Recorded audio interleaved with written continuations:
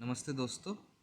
ये सवाल को हमने पार्ट 1 से लेके पार्ट 9 तक मेथड ऑफ जॉइंट्स और मेथड ऑफ टेंशन कोएफिशिएंट से सॉल्व किया था फॉर ऑल मेंबर्स। अब मान लीजिए आपको एग्ज़ाम में सवाल आ गया कि ऑल मेंबर्स नहीं दिया, सवाल आया कि कोई स्पेसिफिक मेंबर्स या कोई स्पेसिफिक टाइप ऑफ मेंबर्स जैसे वर्टिकल मेंबर्स या डायगोनल मेंबर्स या हॉरिजॉन्टल मेंबर्स, इनका खाली फोर्सेस निकालना है। सवाल कुछ इस प्रकार का आ गया। मान लीजिए सवाल आया कि find the forces in all the vertical and diagonal members. तो देखिए इस तरह के सवाल को कैसे सॉल्व किया जाएगा। तो देखिए अगर मेथड ऑफ जॉइंट्स या मेथड ऑफ टेंशन कोएफिशिएंट भी ले तो उसको आप सॉल्व कर सकते हैं, ऐसी बात नहीं कि आप नहीं कर सकते हैं, परंतु इसका एक शॉर्टकट तरीका भी है और जो काफ़ी फास्ट होता है वह है मेथड ऑफ सेक्शन। ठीक है। और मेथड ऑफ सेक्शन नॉर्मली जब आपको किसी स्पेसिफिक मेंबर का फोर्स निकालना पड़ता है तो उस समय इसको यूज़ किया जाता है। ठीक है। और यदि एग्ज़ाम में आपका मान लीजिए स्पेसिफिकली बोल दिया कि मेथड ऑफ जॉइंट्स यूज़ करना है तो आपको मेथड ऑफ जॉइंट्स से ही सॉल्व करना है, या फिर बोल दिया कि मेथड ऑफ टेंशन कोएफिशिएंट से सॉल्व करना है तो फिर मेथड ऑफ टेंशन कोएफिशिएंट से ही सॉल्व करना है। और मान लीजिए एग्ज़ाम में ऐसा भी आ जाता है कभी कभी स्पेसिफिकली बोल देता है कि solve for these members with only the method of section, तब तो आपको मेथड ऑफ सेक्शन ही खाली यूज़ करना पड़ेगा। तो चलिए मान लेते हैं कि यहाँ पे सवाल हो गया कि ये ट्रस्ट दे दिया, कोई फोर्सेस मतलब कि मेंबर फोर्सेस नहीं दिए गए हैं। ठीक है। खाली एक्सटर्नल फोर्सेस दे दिया या सपोर्ट रिएक्शंस भी दे दिया और कह दिया कि आपको हर एक वर्टिकल मेंबर और डायगोनल मेंबर्स के फोर्सेस निकालने हैं। तो देखते हैं यहाँ पे वर्टिकल मेंबर्स और डायगोनल मेंबर कौन कौन से हैं। देखिए सबसे पहला वर्टिकल मेंबर है ए बी, दूसरा है सी ई। डायगोनल मेंबर कौन कौन से हैं, बी ई और सी डी। तो हमको इन चारों के खाली फोर्सेस निकालने हैं और कोई फोर्सेस नहीं निकालने हैं, अर्थात हॉरिजॉन्टल मेंबर्स के कोई भी फोर्सेस नहीं निकालने हैं। तो देखिए मेथड ऑफ सेक्शन जो होता है, मेथड ऑफ सेक्शन में क्या किया जाता है, एक सेक्शन काट लिया जाता है। देखिए अगर हम लोग मान लीजिए सबसे पहले अगर एक हॉरिजॉन्टल सेक्शन इस तरह से काटे तो देखिए हमारे पास 4 अननोन रहेंगे, 1 2 3 4। और देखिए 4 अननोन रहने से प्रॉब्लम ये होगा कि सेक्शन यदि हम काटते हैं इस तरह से तो हमारे पास मात्र 3 इक्विलिब्रियम के इक्वेशंस होते हैं। एक है मोमेंट इक्विलिब्रियम और 2 है फोर्स इक्विलिब्रियम। ठीक है, यही होता है। तो हम 3 इक्वेशंस से 4 अननोन का वैल्यू कैसे निकालेंगे, नहीं निकाल सकते। तो देखिए यहाँ पे तरीका ऐसे होगा कि हमारे पास यहाँ पे 4 अननोन है। ठीक है, अच्छी बात है। हम ऐसा कोई जॉइंट ढूंढेंगे जहाँ से जो मेंबर्स निकलते हैं वहाँ से 2 मेंबर्स हो। ठीक है। इससे क्या होगा कि हम अगर उस पार्ट का एक सेक्शन काट लेते हैं तो ये मान लीजिए यहाँ पे जैसे हुआ, यहाँ पे देखिए डी 2 मेंबर जॉइंट है। ठीक है। तो यहाँ पे एक पहले सेक्शन काट लेते हैं, यहाँ पे अगर एक सेक्शन काट लेते हैं तो यहाँ पे हमारे 2 अननोन हो गए। ठीक है। 2 अननोन में से एक अननोन हमको चाहिए और दूसरा हमको एग्ज़ाम में नहीं पूछा गया तो ये हम नहीं निकालेंगे, हम खाली इसका वैल्यू निकाल लेंगे। ठीक है। तब ये मेंबर्स सी डी जो है ये नोन हो जाएगा। अब हम जो दूसरा सेक्शन काटेंगे, ये मान लीजिए सेक्शन 1 हम इसको लिख दे रहे हैं। अब दूसरा सेक्शन हम काटे कुछ इस प्रकार से, इस तरीके से काट दिए और इसे सेक्शन 2 लिख दिए। तब हमारे पास कौन कौन से अननोन रहे, ये वाला, ये वाला, ये वाला, और ये तो नोन हो गया है। अब हम 3 जो इक्विलिब्रियम इक्वेशंस होते हैं उनका प्रयोग करके इन तीनों के वैल्यू आराम से निकाल लेंगे। तो चलिए आगे बढ़ते हैं। इसको मेथड ऑफ सेक्शन से इस सवाल को ऐसे ही सॉल्व करते हैं कि पहले सेक्शन 1 लेंगे और इसका फ्री बॉडी लेंगे और उसके बाद सेक्शन 2 लेंगे और इधर वाला फ्री बॉडी खाली ले लेंगे। ठीक है। और इसको लेके फिर सॉल्व कर देंगे। तो चलिए आगे बढ़ते हैं, इसको कैसे सॉल्व किया जाए। तो देखिए ये बहुत ही आसान है। मान लीजिए यहाँ पे मैं थोड़ा जगह का अभाव है पर मैं यहीं पे इसको सॉल्व कर देता हूँ। यहाँ पे हमने जो पहला सेक्शन लिया था ये कैसा होगा दिखने में, ये दिखने में कुछ इस प्रकार का होगा। यहाँ से एक 60 किलो न्यूटन डाउनवर्ड फोर्स है और ऊपर की तरफ जो फोर्स है वह एफ डी सी और इधर वाला फोर्स है एफ डी ई। तो देखिए यहाँ पे अगर हम पहला इक्विलिब्रियम इक्वेशन लगाते हैं वर्टिकल इक्विलिब्रियम का, तो sigma F Y is equal to zero, तो क्या आ जाता है, यहाँ पे एफ डी हॉरिजॉन्टल मेंबर है, F D C incline member है।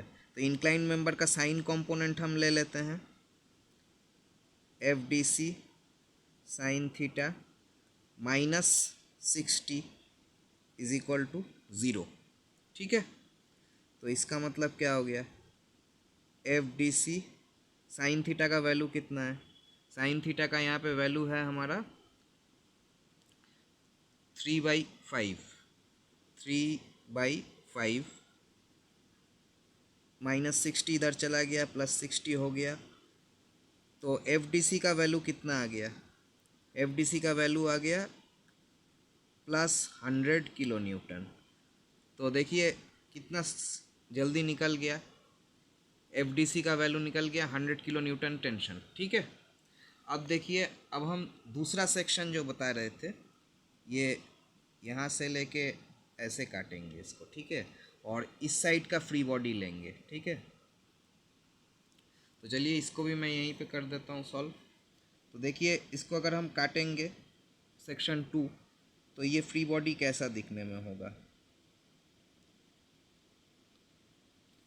ये फ्री बॉडी कुछ इस प्रकार का हो गया। एक्सटर्नल फोर्सेस डाल देते हैं 80 किलो न्यूटन और 100 किलो न्यूटन लिख दिए, और इधर हमारा हो गया unknown force F B A, इधर unknown force F B E, इधर हो गया एफ सी ई, और इधर हमारा कितना है 100 किलो न्यूटन हमने पहले ही निकाल लिया था, सी डी का वैल्यू 100 किलो न्यूटन। ठीक है, ये हमारा हो गया सेक्शन डायग्राम, और यहाँ पे बी और यहाँ पे सी। ठीक है, तो अभी देखिए हम पहला मोमेंट इक्विलिब्रियम ले लेते हैं अबाउट बी। अबाउट बी लेने का क्यों कारण है, देखिए बी पे यदि हम मोमेंट इक्विलिब्रियम लेते हैं तो एफ बी और एफ बी दोनों इससे पास कर रहे हैं, ये इस इक्वेशन में नहीं आएगा, खाली एक ही अननोन रहेगा एफ सी। तो एफ सी का वैल्यू हम आराम से एक इक्वेशन से निकाल लेंगे। तो चलिए पहले मोमेंट इक्विलिब्रियम अबाउट बी ले लेते हैं। तो moment equilibrium about B is equal to zero. ठीक है, ये पहले इक्वेशन हम लिख लेते हैं। तो देखिए 80 एफ बी एफ बी ये तीनों इससे पास कर रहे हैं, इनका कोई रोल नहीं रहेगा इस इक्वेशन में। हमारा कौन कौन सा फोर्सेस का रोल रहेगा, इधर 100 किलो न्यूटन का एक फोर्स है, तो ये 100 kilo Newton clockwise moment generate करता है अबाउट बी। तो 100 इंटू ये डिस्टेंस कितना है 4 है। ठीक है, एफ सी एफ सी का डिस्टेंस कितना है 4 है, और ये 100 किलो न्यूटन का वर्टिकल कंपोनेंट जो है वो भी 4 मीटर डिस्टेंस पे है, तो उसे भी लिख लेते हैं plus 100 vertical component sine theta 3/5 into 4 is equal to zero. तो ये हमारा इक्वेशन का एफ सी का तब वैल्यू कितना आ जाएगा, F C E is equal to, इधर मैं इधर आ गया, ठीक है 4 कट गया, एफ सी का वैल्यू आ जाएगा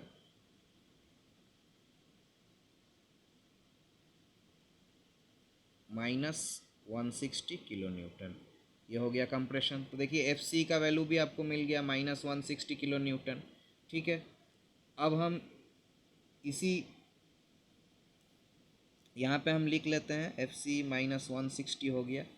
अब हमको देखिए यहाँ पे एक वर्टिकल इक्विलिब्रियम का इक्वेशन लगाएंगे और एक हॉरिजॉन्टल इक्विलिब्रियम का इक्वेशन लगाएंगे, तो एफ बी आराम से निकल जाएगा। तो पहले वर्टिकल इक्विलिब्रियम का इक्वेशन लगा लेते हैं यहाँ पे। Sigma F Y is equal to zero. तो वर्टिकल इक्विलिब्रियम में क्या है, -80 -100 minus F B A minus F B E. Sine theta कितना है, साइन थीटा है 3/5